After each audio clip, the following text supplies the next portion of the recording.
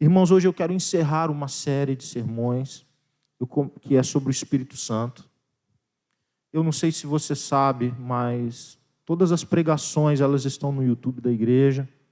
Então, nós vamos fechar hoje a série Espírito Santo. Nós começamos pensando ali sobre a promessa do Espírito, depois a descida do Espírito, o discurso de Pedro explicando o que tinha sido a descida do Espírito Santo. Depois nós falamos sobre enchimento do Espírito, o que é ser cheio do Espírito Santo. E domingo passado nós começamos a falar sobre fruto do Espírito. E é um texto, novamente nós vamos para esse texto, e eu vou encerrar hoje falando sobre o fruto do Espírito, esse ciclo sobre o Espírito Santo. Domingo que vem é domingo de Páscoa, nós vamos falar sobre a nossa Páscoa e depois começarmos uma nova série. Então eu quero ler esse texto com você. Gálatas, capítulo 5, 22 e 23, o texto nos diz assim: mas o fruto do Espírito é amor, alegria, paz, paciência, amabilidade, bondade, fidelidade, mansidão e domínio próprio. Contra essas coisas não há lei. Nós temos 9 características. Nós vimos 4 na semana passada e hoje nós vamos ver 5 características. O que é o fruto do Espírito? O fruto do Espírito é o resultado do trabalho do Espírito Santo na nossa vida, produzindo em nós qualidades, virtudes, que são completas e perfeitas em Deus. Na pessoa de Jesus você vê tudo isso aí, salta aos olhos, porque ele tem e teve tudo isso de forma plena e completa. Então, quando o Espírito Santo trabalha na vida de um cristão, ele produz transformação. Guardem isso, irmãos. O Espírito Santo não trabalha na nossa vida para nós sermos os mesmos de quando nós éramos antes de Jesus. Na verdade, para que os propósitos de Deus se cumpram na nossa vida, é preciso que haja transformação. E é isso que o Espírito faz. Ele trabalha em nós e ele vai mudando a nossa vida de dentro para fora. Então, agora, nesse texto, a gente vê o que ele produz. O que o Espírito Santo produz na vida de um homem, na vida de uma mulher. Esse texto, ele fala exatamente isso. O que o Espírito Santo quer produzir e produz na sua vida e na minha vida. Semana passada, nós vimos sobre amor, alegria, paz e paciência. E é interessante que durante a semana nós tivemos algumas caixinhas de perguntas ali no Instagram, com as pessoas destacando qual ponto que havia sido mais destacado na mensagem, como resultado da mensagem. Muito obrigado, Everton. E eu fiquei assim olhando como que a mesma palavra ela encontra corações diferentes. Um diz que foi paciência, o outro diz que foi alegria. Então a mesma palavra é anunciada, mas Deus trabalha dentro de cada um, e cada um refletindo o que mais precisa ser mudado na sua vida. O que ele não tem, o que ele tem dificuldade para viver. E hoje, então, nós vamos adiante com esse texto, nós vamos começar falando sobre amabilidade. O que é amabilidade? Não é uma palavra que a gente use muito. E talvez a gente nem compreenda tão assim, de cara o significado dela, mas é delicadeza no trato. Deus quer produzir isso na nossa vida.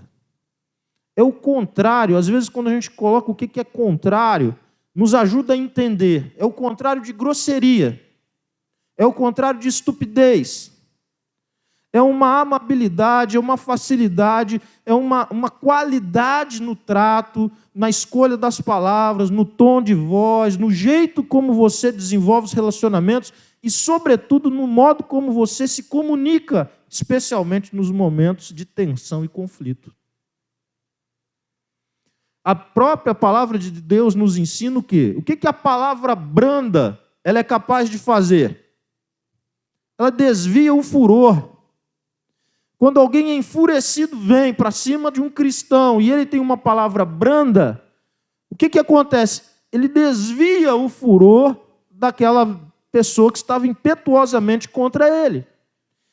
E então, a cada qualidade do fruto do Espírito, fica muito claro que nós não temos isso em nós mesmos, que nós não temos a facilidade para viver e desenvolver essas virtudes, essas qualidades, porque a nossa natureza não é devolver uma palavra dura, áspera, agressiva com brandura. Não é. A nossa inclinação é fazer o quê? Igual ou pior. Se aumentou o tom de voz, eu aumento mais. Se gritou, eu grito mais alto. Se veio com tudo, eu vou dobrado. Vem quente que eu estou fervendo. Não é assim? Essa é a nossa natureza. A nossa natureza trabalha em nós para que nós reajamos assim. E o Espírito Santo? O Espírito Santo trabalha em nós para que a gente nunca mais venha cair nessas ciladas. Porque comportamentos assim deterioram completamente os relacionamentos. Quantos relacionamentos entre marido e mulher perderam qualidade, vida, saúde, brilho, porque palavras malditas foram colocadas? Porque aspereza no trato, estupidez e grosseria não foram evitados, não houve desvio. Porque, na verdade, houve uma destruição através desse comportamento. Muitos casamentos, muitos relacionamentos entre pais e filhos, muitos relacionamentos entre irmãos foram se perdendo. Isso não acontece numa única vez, isso não acontece, aconteceu hoje, vai acontecer daqui a 20 anos, não é isso que normalmente acontece, mas é um pouquinho todo dia, é um pouquinho sempre, é uma cultura de aspereza, uma cultura de agressividade, uma cultura de impaciência, uma cultura de grosseria que vai se instalando e que vai minando completamente as relações. O Espírito quer produzir um tipo de doçura na sua vida, o Espírito quer produzir doçura nas suas palavras, o Espírito quer trabalhar na sua vida, não para que você seja tolo, para que você seja bobo, para que você seja feito de palhaço. Não é isso que o Espírito quer produzir na sua vida, não confunda. Não é isso que eu estou dizendo, não é isso que a palavra está dizendo, mas a palavra está dizendo que o Espírito quer produzir em nós doçura, brandura, delicadeza no trato, apesar de sermos firmes, mas com um tratamento educado, honesto, para a glória de Deus. Quando eu olho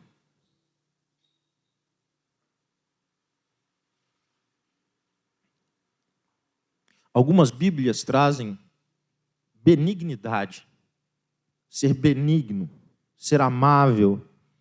Quando eu olho, eu vejo isso em Jesus, irmãos.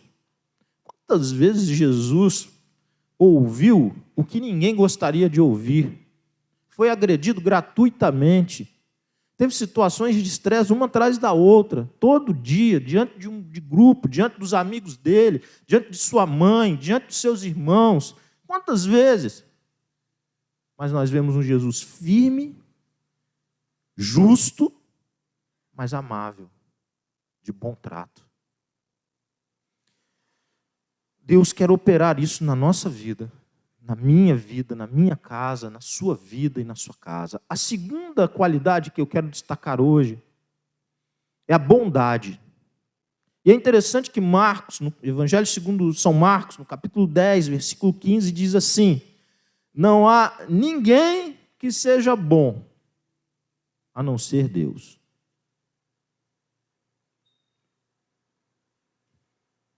Muitas vezes nós nos achamos bons. Nós somos bons. Basta que nós nos destaquemos um pouquinho em alguma coisa. Isso toma o nosso coração. Nós somos os caras, nós somos bons. Mas, na verdade, a Bíblia está falando de uma bondade que não é um talento para alguma coisa, para alguma atividade específica. Não é disso que a Bíblia está dizendo. A Bíblia está falando que o Espírito quer gerar na nossa vida uma qualidade que nós encontramos de verdade em Deus. Deus é bom. O tempo todo, Deus é bom. E é isso que Deus quer construir na sua vida, na minha vida. Quando eu olho para essa qualidade, e eu estava lendo um pouquinho para compartilhar com vocês, é uma inclinação para fazer o bem. É uma predisposição para fazer o bem, para servir, para amar. É uma inclinação não para fazer o mal, mas para fazer aquilo que era contrário ao que nós faríamos se nós não tivéssemos Deus no coração. Se nós fôssemos deixados à mercê de nós mesmos, nós teríamos muitas inclinações, muitas paixões para o mal. Mas o Espírito quer produzir uma inclinação para o outro lado. O Espírito quer produzir em nós uma inclinação para nós queremos, buscarmos, pensarmos e agirmos bem. Bem segundo quem? Segundo o próprio Deus.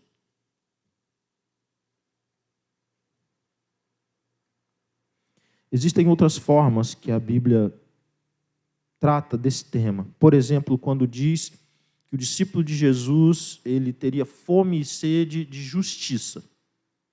É uma outra forma de dizer isso.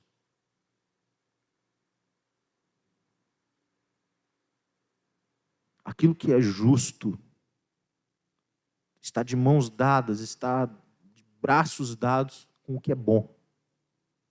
E aquilo que é injusto, não é possível encontrar bondade na injustiça. Não é possível. Quando nós pensamos em Jesus, porque essas qualidades elas ficam muito evidentes quando a gente olha para Jesus. Jesus, mesmo diante da desconfiança, mesmo diante das agressões, mesmo diante do fato da rejeição a ele, a pessoa dele, o ensino dele, especialmente pelos religiosos dos dias dele, Jesus se inclina para fazer o que é bom. Fazer o que é justo. Eu gostaria muito que você saísse daqui tendo uma convicção no seu coração. Nós não temos isso em nós mesmos. Porque enquanto a gente achar que nós vamos resolver do nosso jeito, com as nossas forças, da forma como a gente sempre viveu a vida, nós nos distanciamos do projeto de Deus, porque o projeto de Deus é que você perceba que te falta isso e que Deus tem em abundância para te dar, que todas as cabeçadas que você deu na vida, por falta de qualquer virtude dessa, por falta de alegria, por falta de paz, por falta de amor, por falta de qualquer... Deus tinha em abundância e Ele estava te oferecendo, e você que não pegou porque não quis. Esse é o ponto.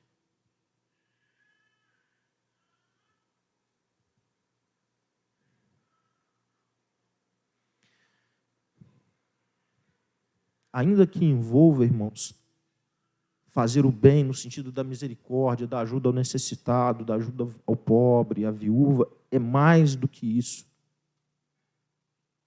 É ser limpo de coração, é ser um pacificador, é ser um abençoador, é viver a vida na perspectiva de que Deus nos dá e nos dá para multiplicar na vida das pessoas, e aquilo que nós temos de Deus, nós queremos que outras pessoas também tenham. Terceira característica que eu quero ver desse fruto é a fidelidade, em algumas versões também fé.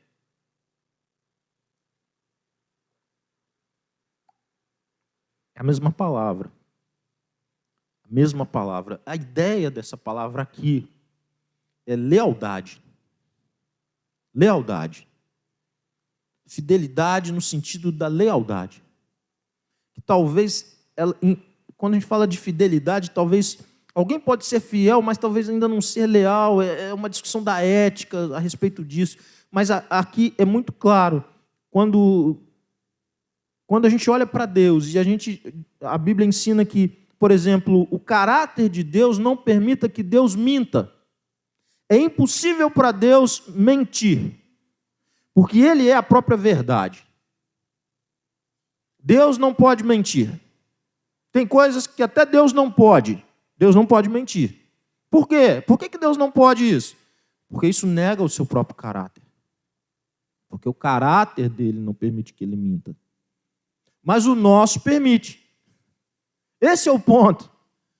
As falhas do meu caráter me permitem mentir. Em algum momento eu começo a achar que mentir é uma boa saída, é uma boa solução, é um bom caminho, que vai dar bom. Porque o meu caráter tem falhas, então a minha avaliação do exemplo que eu estou dando, que é mentir, pode julgar como sendo um bom gesto. Vai por aí que você vai se dar bem, Carlos. Vai por aí, ó. Você vai mentir uma mentirinha branca, não está fazendo mal para ninguém, e está tudo certo. Vai lá. Mas você imagina Jesus fazendo isso? Você imagina Jesus dando essa solução para uma questão da vida dele? Você imagina Jesus dizendo isso, ensinando isso para os discípulos? Ó, galera, quando não tiver jeito, você vai tentar ali, mas não teve jeito, pô, uma mentirinha de vez em quando não faz mal para ninguém. Você imagina isso? Por que você não imagina isso? Por que você tem dificuldade de achar que esse ensino sairia da boca de Jesus, que esse ensino seria dado aos discípulos, que esse ensino seria nos dado? Por que será que a gente, às vezes, concebe uma coisa como se fosse para nós possível, que aquele caminho era bom, mas quando a gente olha para Jesus e fala assim, não, ele nunca ensinaria isso. Mas se ele nunca ensinaria isso, como isso poderia ser bom para a minha vida, ou para a sua vida, para a minha família, ou para a sua família, para o meu negócio, ou para o seu negócio? Porque todo mundo faz, porque é cultural, porque faz parte do jeitinho brasileiro.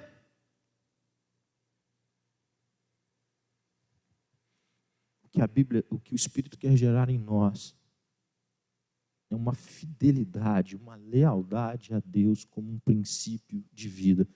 Eu tenho pontos inegociáveis na minha vida, não porque isso venha de mim mesmo, mas eu não quero desagradar, contrariar o Deus que me salvou.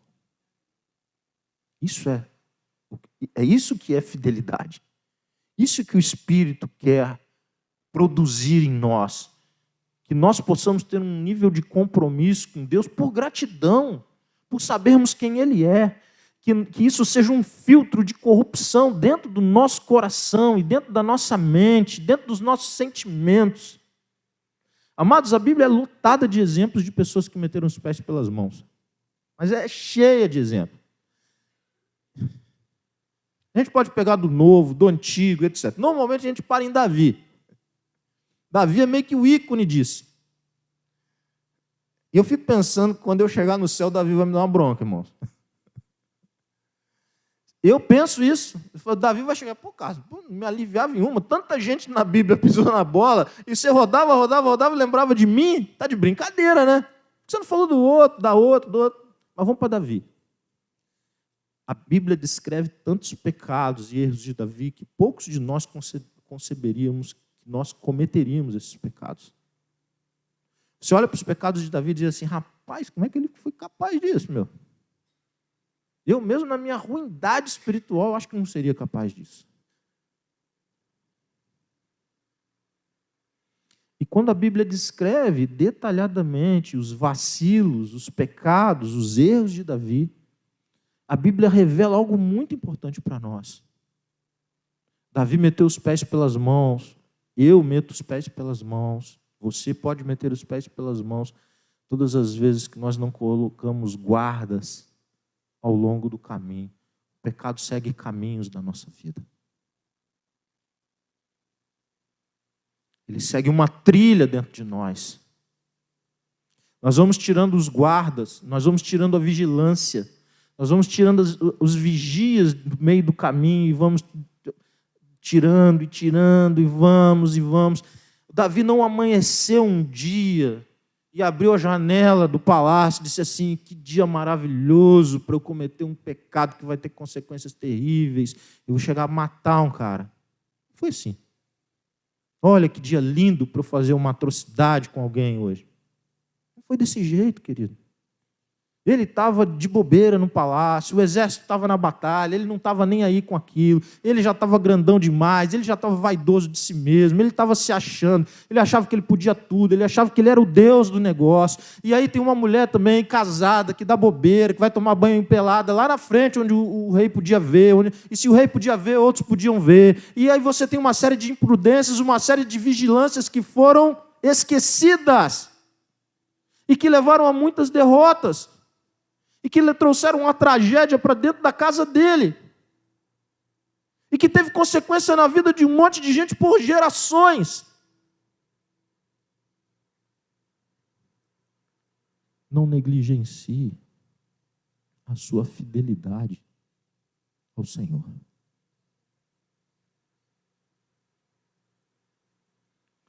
O Espírito de Deus quer produzir essa força dentro de você, para que no momento da sua tentação, no momento da sua prova, você seja aprovado.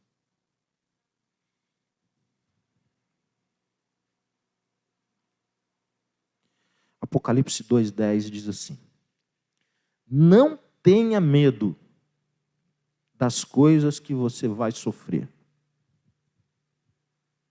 Eis que o diabo está para lançar alguns de vocês na prisão, para que vocês sejam postos à prova e passem por uma tribulação de 10 dias. Seja fiel até a morte, e eu lhe darei a coroa da vida.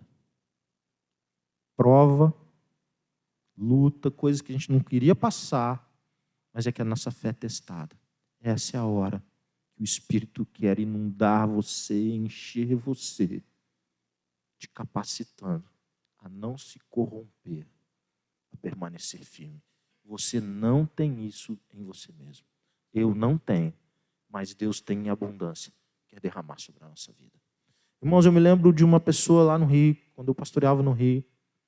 Ela era uma pessoa, ela é viva, ela é muito querida. Conquanto no Rio a gente não fale querido, eu percebo que o catarinês já faz parte agora do meu vocabulário. Ela é uma querida.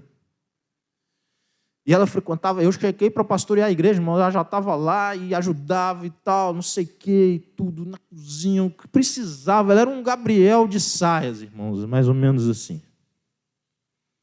E tudo e tal. E aí, naquele bololô do início do ministério, eu não conhecia bem as pessoas, era um grupo pequeno ainda, mas eu não conhecia tão bem, sabia que ela era irmã de uma, blá, blá. E aí ela ajudando, eu, rapaz, essa mulher é uma benção, essa mulher é incrível, essa mulher, que mulher abençoadora e tudo. E de vez em quando a gente precisava de gente, ela sempre se voluntariava e tudo. E aí até que um dia eu tive uma surpresa. Enquanto que essa pessoa na rua, ela tá fumando um cigarro, e num ambiente lá e tal, e coisa, e eu fui, cumprimentei e tal, mas fiquei com aquilo, rapaz, mas que essa mulher não é crente, gente, ela não está lá na igreja, tem tempo, ela não ajuda tanto, por que ela está fazendo aquele cigarrão na boca ali? Eu falei, pastor, mas a pessoa não pode ser crente e fumar? Ela pode se converter fumando, mas eu estou duvidando que o Espírito vai querer que ela fique nisso a vida inteira, o Espírito vai querer produzir mudança na vida dela. E aí eu fui ver o que estava acontecendo. Falei, criatura, o que está acontecendo contigo? Tu é uma pessoa incrível, tu é uma pessoa maravilhosa. Né? Por que você está agarrada nesse negócio até hoje?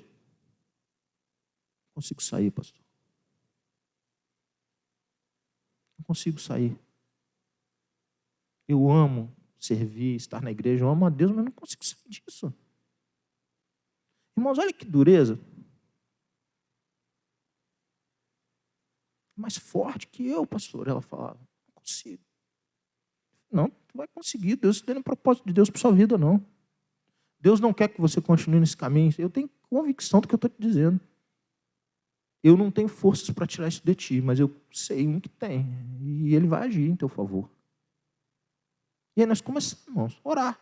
Fazer o que a Bíblia manda. A gente orava por ela, a gente orava, amava, e amizade, tudo ali, tudo certo, e orando, e conversando, e mostrando para ela. Eu falo, pastor, mas como é que eu vou assim? O pastor às vezes faz um apelo, o pastor chega o período de batizar. Como é que eu vou batizar os irmãos? Tudo? Eu tenho vergonha, pastor, porque todo mundo sabe que eu fumo. A crise. Eu estou aquém da expectativa da igreja. Em outras palavras, ela estava me dizendo isso. Eu estou aquém da expectativa da igreja, como é que eu vou dar o passo? Mas o pior não era isso. Ela era, irmãos, pensa uma pessoa que queria se batizar aquela mulher, irmãos. Eu falei, mas onde você falou? Eu não li lugar nenhum na Bíblia que você não pode se batizar porque você ainda fuma. A igreja até acha isso, mas eu não vi na Bíblia, não. Eu falando com ela. Arrumando uma briga com a igreja, né? Aí eu falei, pastor, mas como é que é isso? Depois eu batizo lá. E se eu fumar, como é que vai ser? Olha que luta. Eu vou encerrar isso aqui, irmãos. A mensagem foi pregada igual está sendo pregada hoje. E o Espírito trabalha. E eu fiz um apelo. Essa mulher levantou a mão. Eu não tenho costume, muitas vezes, de chamar as pessoas à frente. Os irmãos sabem disso. Nesse dia eu resolvi chamar. E ela não veio. E ela chorava, irmãos. E eu fui até ela. E eu a trouxe aqui à frente para orarmos juntos e tudo. E ela me falava assim, pastor, mas e se eu não conseguir manter? Aí eu quero parar isso aqui e dizer isso aqui para você. Quantas promessas, irmãos, quantos objetivos nós colocamos. Se Deus permitir, em dezembro eu vou fazer 25 anos de casado. Eu era uma pessoa completamente diferente da pessoa que eu sou hoje quando eu me casei. Eu não estou falando mais cabelo, barba preta, não é só isso não. Essa é a parte pequena do negócio. Eu sou tão diferente hoje, irmãos. E eu prometi a Sandra naquele dia, sem saber nada do nosso futuro, nada. Sem saber como ia ser o dia seguinte, irmãos. De que eu tinha um projeto de vida com ela até o final da minha vida, ou da vida dela. Baseado em quê? Eu não tinha controle de nada, ela não tinha controle de nada. E essa senhora, eu disse para ela, você está dando o passo, quem vai te sustentar é Deus. Nunca foi na sua força, nem na minha, nem para sustentar meu casamento, nem para sustentar a libertação dela, nem para sustentar qualquer posição que um cristão tome por causa de Jesus. Nunca foi pela nossa força, nunca será pela nossa força. Nós não temos isso. Irmãos, Deus tem sustentado essa mulher. Sustentado essa mulher. Desde aquele dia, na libertação dessa dependência química. Quando a gente olha para ela, é mais visível, porque tem um cigarro na boca da mulher. Mas todos nós temos gatilhos, todos nós temos problemas, todos nós temos na nossa vida algo que Deus quer mudar, transformar, tirar, libertar, fazer novo, nos fazer fiéis exatamente naquela área que sempre foi da nossa derrota. Deus quer fazer isso na sua vida. 4, mansidão. Irmãos, lá onde eu me criei, mansidão já não era uma coisa muito de homem. Estou falando sério. Estou falando sério mesmo. Assim, não era uma virtude que um homem devesse cultivar. Se isso fosse uma virtude, no máximo era para uma mulher. Mas, e parece que é o contrário, né? Era para uma mulher cultivar, mas as mulheres são brabas que só. Mas deixa isso para outro dia. Mas isso nunca... Eu olhava isso aqui assim e falava, rapaz, não quero isso para mim, não. Mansidão? Isso não é coisa de homem, não.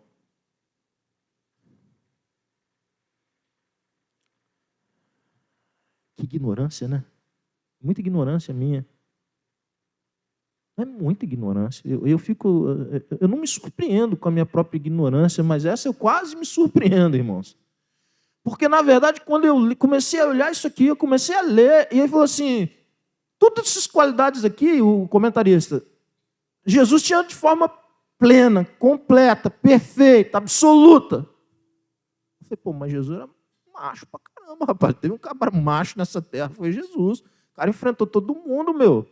Não abriu para ninguém. O propósito de Deus, ele entregou, Deus, o Pai entregou para ele, ele foi, bora lá. Pode vir traição, pode vir crítica, pode vir cruz, pode vir o que vier. Não vou arregar.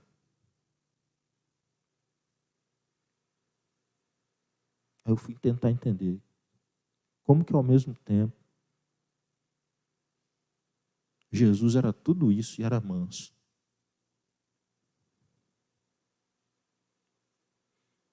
como que o homem, filho de Deus, que tinha todo o poder para destruir todo mundo que estava ali na frente dele, ele escolhe ser uma ovelha muda diante do seu tosqueador.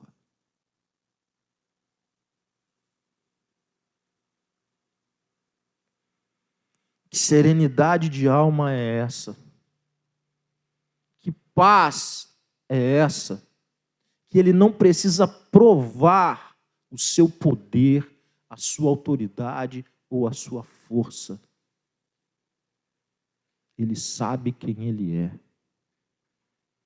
Ele sabe quem ele é diante do Pai. Isso bastou.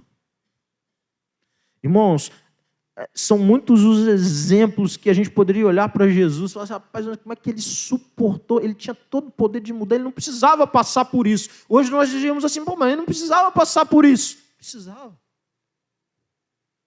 E ele só passou por isso do jeito que passou, porque ele era manso e humilde de coração.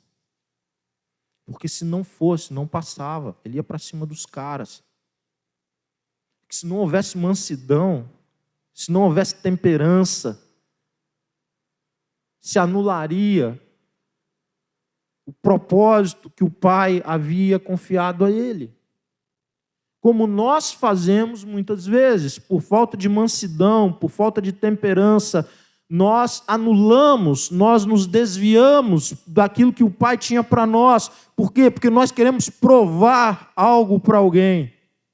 Lá onde eu me criei era provar um nível de macheza. Você entrava num campeonato de macheza com alguém, então você não podia ser manso. Não dava para ser manso, porque na verdade eu estava disputando um campeonato de macheza com os outros moleques do bairro.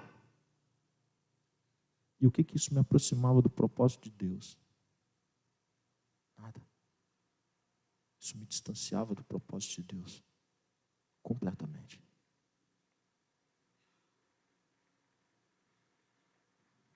Você quer entender o que é mansidão? Coma com um traidor. Coma com aquele que vai te trair. Mas não apenas coma. Sirvam.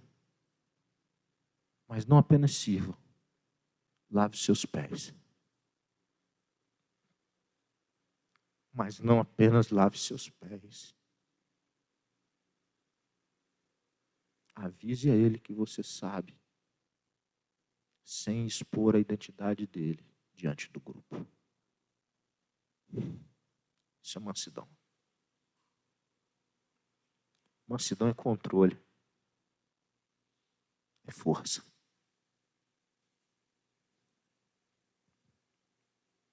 Não confunda com frouxidão. É a confusão que eu fazia. Não confunda. É a força controlada pelo Espírito Santo de Deus.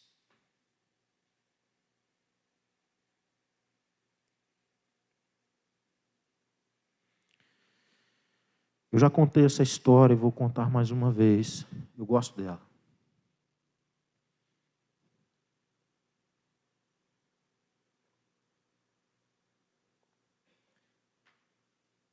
Copacabana, Rio de Janeiro, calçadão, praia lotada, de madrugada, 31 para 1º. Vários terreiros de macumba na praia e um grupo de crentes, da qual eu fazia parte, na praia monta uma tenda. E a gente coloca na frente dessa tenda uma faixa, escrito assim, Tenda Pai das Luzes, consulta grátis.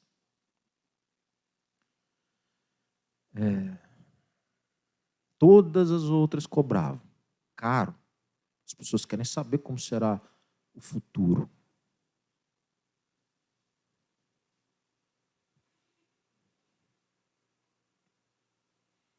Isso lá na areia. A faixa de areia bem larga.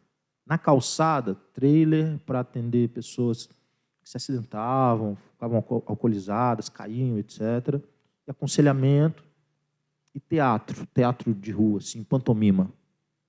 E lá no meio, lotado, gente. Hoje nem pode fazer isso mais, tá? Não tem mais não é mais esse modelo. Eu estou falando, um negócio tem uns 26, 27, talvez 28 anos. Mas foi assim muito tempo. E aí, num desses teatros, uma roda, imagina isso aqui lotado de gente, lugar aberto, um teatro acontecendo aqui, pessoal com as caras pintadas, fazendo tal, tinha um que era o personagem Jesus, e lá pelas tantas, naquele momento que ele encenava a crucificação, o sujeito pega uma lata de cerveja e arremessa, mas deu mesmo. A lata de cerveja foi na cara do nosso irmão que fazia o papel de Jesus.